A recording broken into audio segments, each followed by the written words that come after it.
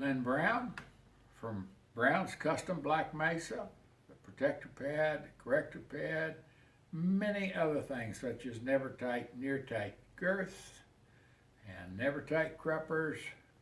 All these things to help your horse perform better, keep you more comfortable, and make your riding experience more pleasurable for you and your horse at the same time.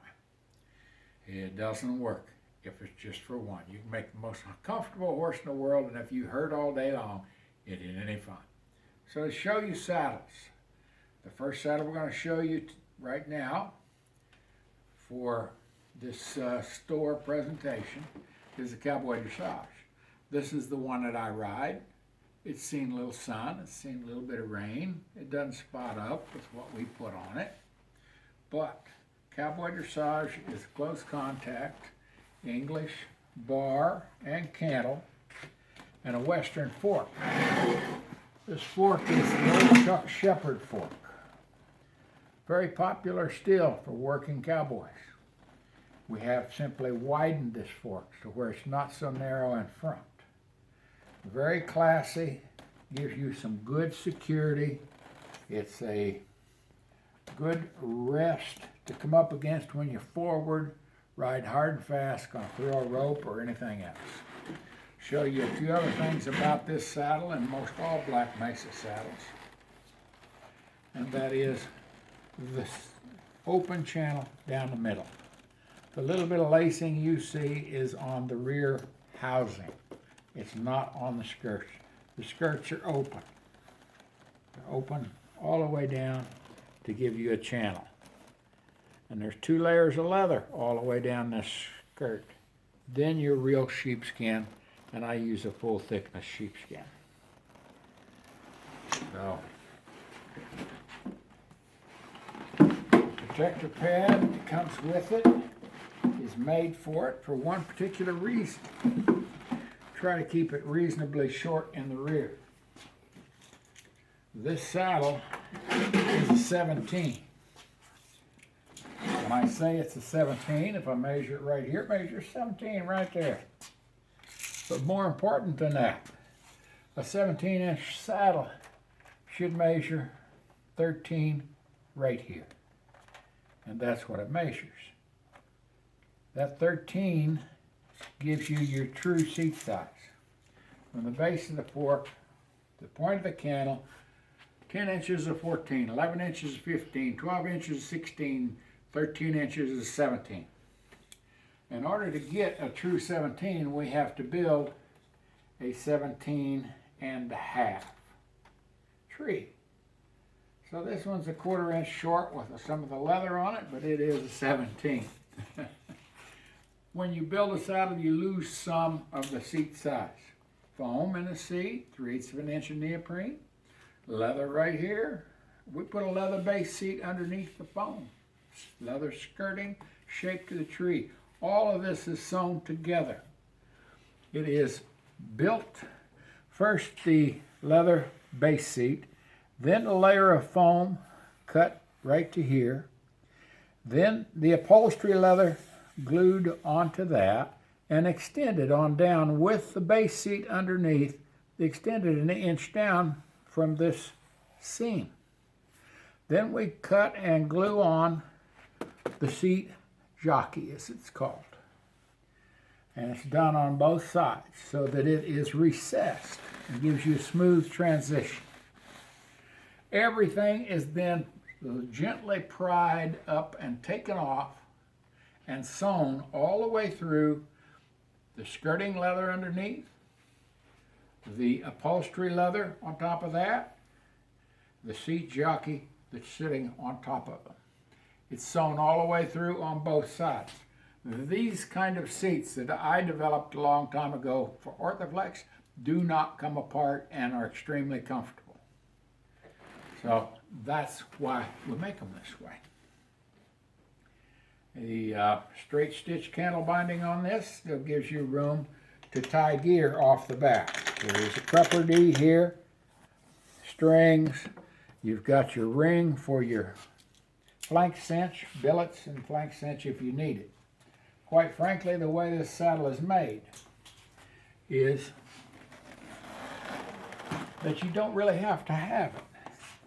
Because if you look right here, that double layered leather I talked about, running all the way through here, coming up over here, is hand sewn then, top layer, bottom layer. And it gives you rawhide in between. You have 2 layers of leather right here that act as a yoke. You then have a layer of the seat leather on top of the sheepskin that is the bareback cut. As you can see, you see the loop? The stirrup strap is hung from a loop. It's not going up over the bar of a tree. So it leaves no bump under the bar of the tree. That gives you a narrower waist right here, quite narrow, yet you have a good wide gullet. How do you attain that? Look right up here.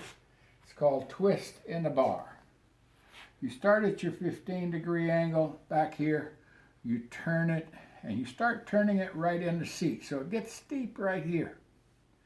Amazingly, you have then a steep and narrow waist for the rider, while you are opening the gullet to not pinch the horse.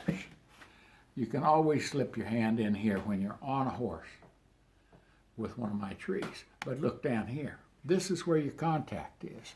The bars are lightly turned out at the bottom, but they have a little bit of flare, just a little bit, very little. Something has to hold the saddle up in front.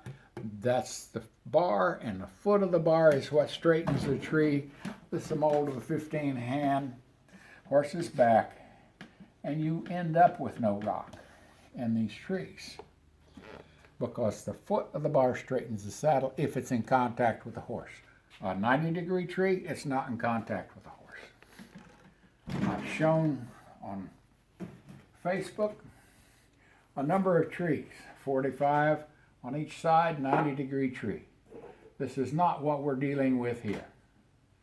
You can see that your primary contact is down low. It turns out a little bit at the bottom so it doesn't just bite at the very bottom of the bar right here. You've got a little turnout, but it's very short.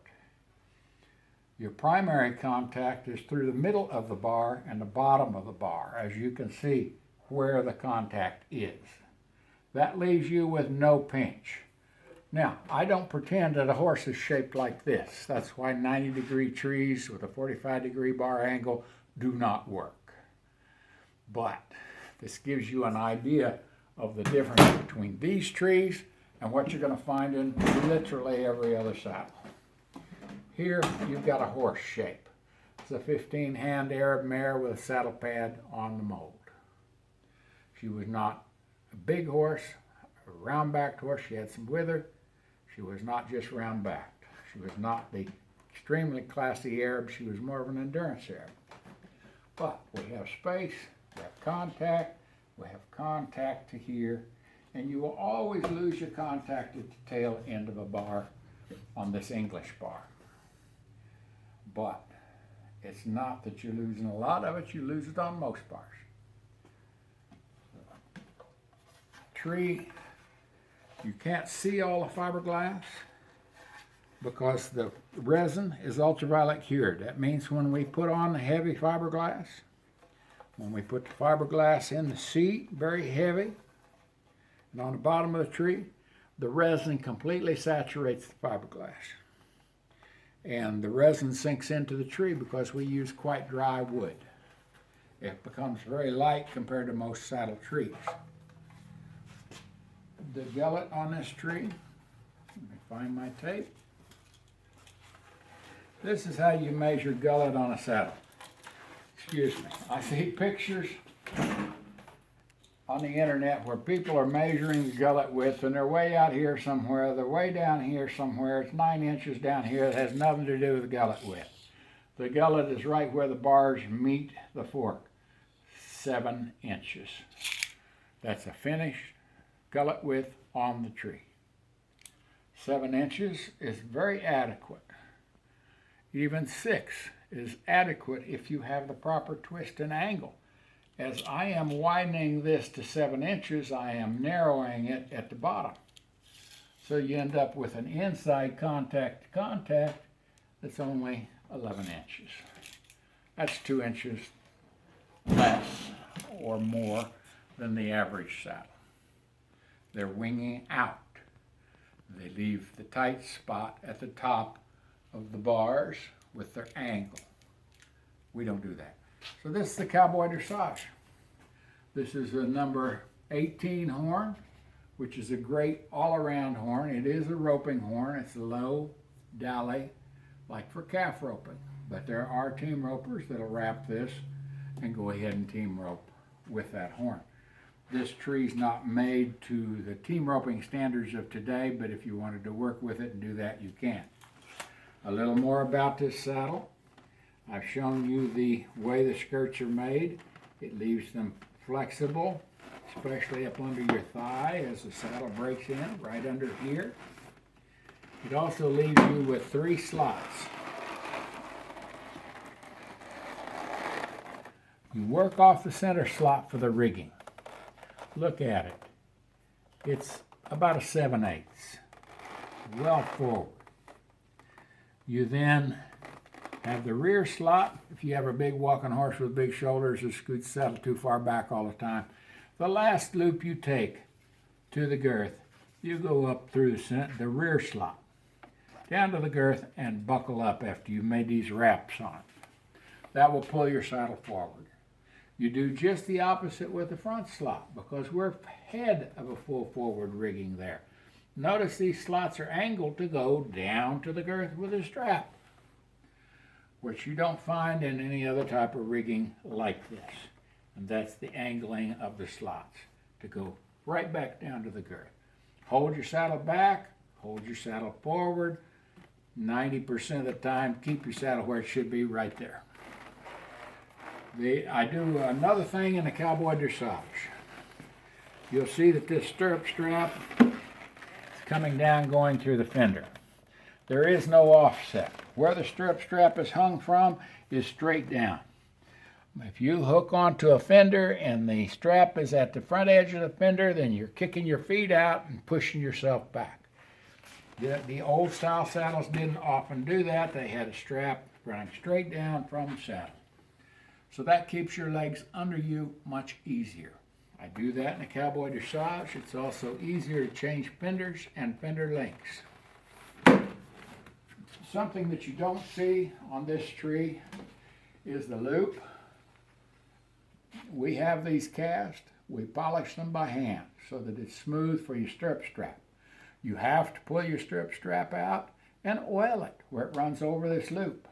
It's no different than running over the bar of the tree. You need to pull it out and oil it there too. But it's hard to get them out to oil it where it goes over the bar of a regular tree. Right here, there's a stainless steel strap, goes over the loop and rides in this groove and has some very heavy screws go all the way through it, clear to the bottom side, and there they're ground off. So this loop is hanging in here like this, to where it moves.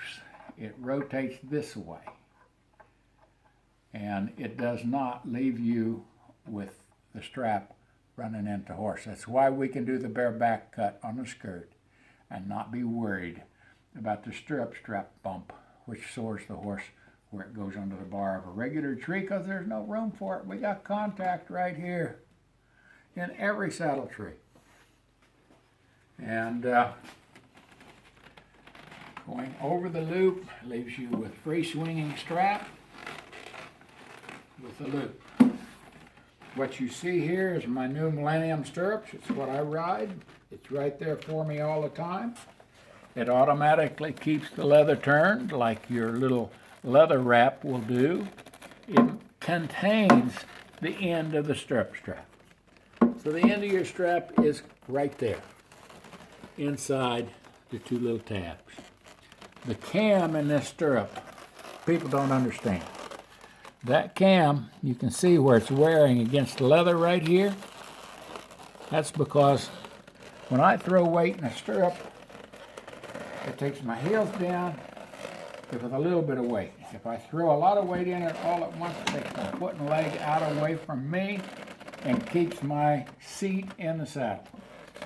Keeps my rear end there instead of going off. And John Lyons tried these 20-some years ago. And John was crippled up back then from being thrown off horse too many times. Last picture I saw of John riding, he was still using his safety cam stirrups. They keep you in the saddle. I call them perfect rider stirrups. They make you ride heels down. They don't let you just totally depend on the stirrups and hover over the stirrups.